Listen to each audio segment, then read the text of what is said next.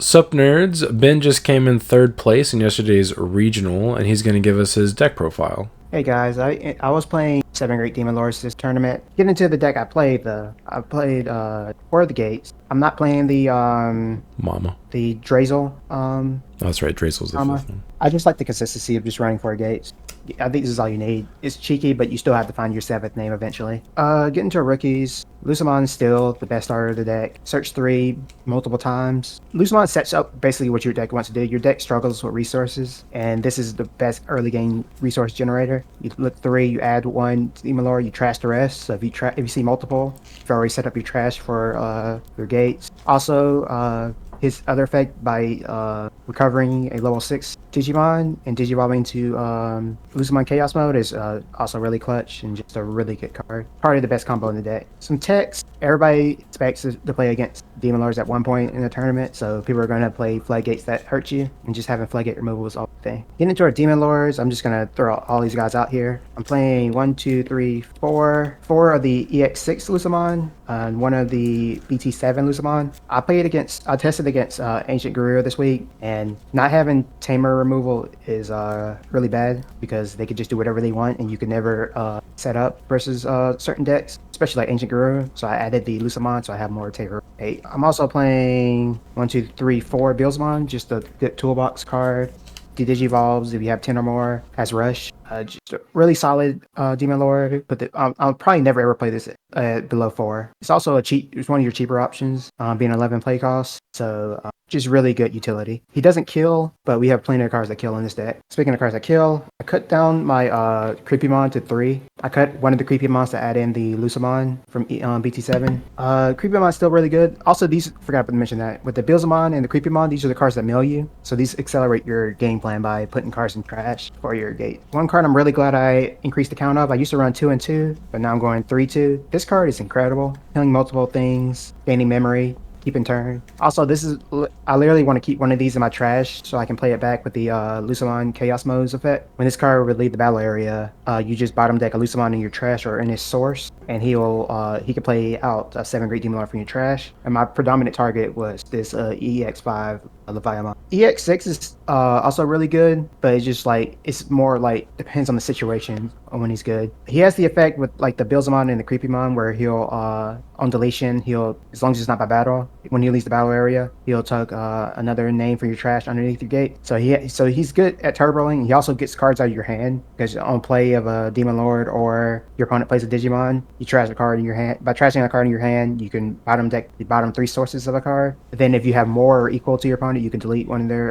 Digimon with no sources. He has a lot of stipulations, but he still has his utility. To help with the Tamer hate, I'm playing 2 Leviathan X antibodies. I've Digivolved for 2 on top of my Leviathans very often just to kill a Tamer. Also, when this card is in trash and you have a Leviathan out, if your opponent plays a Digimon or a Tamer by effect, you can just Digivolve into it. And as long as you're equal or less than them, you can delete a Tamer, then delete their 3/5s, any odd number Digimon they have out, which is also a really good effect. A lot of the ratios in this deck are just preference. I'm playing 1 Sleep Mode. He's a good card. He's good utility. I'm playing 2 Rage Modes. Rage Mode is also another card that trashes cards from your hand. If you need to get stuff out your hand and then your trash, you can trash it up to 3, spend level 5 or lowers for each one trash, and then you delete all your opponent's Digimon with the lowest play cost. And I'm playing 1 Lilith. These are all my all my Digimon 7 Great Demon Lords in the deck. Then as for my tech for the deck, I don't like Sistermon all that much. I never really cared for Sistermon in this deck. So I saw a Japanese list playing 2 Mastemon. I've tested Mastemon before, so I just threw these back in here. And Mastemon is definitely clutch. It ended up winning me a game against Smother Control at one point in the tournament because my opponent had 1 security left and I was under Vikemon. So my Lucimon couldn't attack, but by playing Vikemon, my opponent gave me 6 memory. So I Digivolved Lucimon into Mastemon, trashed both our last security, and then I could swing for game with the Mastemon because I have 2 sources now because I have the Lucimon and Chaos Mode. But the cool thing about this card is it can only Digivolve on the Lucimons. I play 5 Lucimons, but when you Digivolve on top of a Lucimon, trash both players' top security, and then you can play out level 4 or lower, yellow or purple. So you can either play the Porcupine or you can play most likely the Lucimon. Lucimon's on play, reveal the top 3, and do all the good Lucimon stuff. But in a scenario where you only have have one Chaos Mode, and you want to finish with your Chaos Mode on the board, you Digivolve here, play out the Lucamon effect. End of turn, you can recover the Mastemon. The Lucamon will go to trash. You can Digivolve right back into that Lucamon that just went, and then you get to do Lucamon twice per turn, or use or if you go into the other Lucamon, you get to use multiple different Lucamon's effects in the same turn. Force your opponent to make more decisions. Even though you trash the security, you get the security right back by recovering the Mastemon. But especially if you're at 0 security, it's just good utility because you can get up to 2 recoveries off that. Just a little neat tech. I really liked it. For Agudamons, I'm playing 3 Agudamons. I want to see it. I also want to keep a copy in my hand because there's a lot of situations where your opponent can manipulate your trash. That, and if they have a certain trap set up, I will want to hard Digivolve into one of these to pass turn. Therefore, I don't have to play anything by effect at the end of my turn. I can just go gates, clear, get rid of the gates, and choose not to play the Agudamon from trash, and just already have the Agudamon on the board and just swing when my turn starts because I don't have to delete my Digimon anymore. I played one room mode. I didn't see it very often, but it's still a really good utility that can stop kind of rookie rush strategies. I did do it a couple times where you just slows down your opponent in the early game if you can get it off, like play Bilzamon for 2, Digivolve it into room mode, and your opponent has to be under minus 5k most likely for multiple turns. Get into our Tamers. This is the newest addition to the deck. It's the Kazuma Shoto. This card is broken, and I think this is why this whole format is much lower. End of your turn, suspend them, give any of your Digimon blocker, no stipulation whatsoever. Well, it also gives it piercing, but you'll never get the piercing in this deck. Also, at the start of your main phase, you get a memory if your opponent has a Digimon, which just more memory in this for this deck is really good. I'm playing 3 Digimon Emperor, still another good Tamer. You need draw in this deck, so I kept this in. Some decks still play a ton of rookies where they want to promote the rookies, just a good floodgate. Also, anytime a level 5 or lower dies, you can draw a card. I'm considering doing what Tessero did and playing one of the Bephalmon Tamer. I can't remember his name right now. I think it's Karada. Just to get more cycle in that's not dependent on my opponent. It also has some good strategic benefits to playing that karate as well. Get into our options. I didn't originally play this, but because I was like, I'm just going to trash it. But if you don't trash it, this is just like 2 free resources when you need it. Also, fun fact, I did this a few times in the tournament. I'll call in from darkness. I'll actually have a Digimon out, like a Bilzamon. Bilzamon, because he sees himself about to be deleted, he'll tug a name and then he'll get deleted. So I can pick up that same Bilzamon,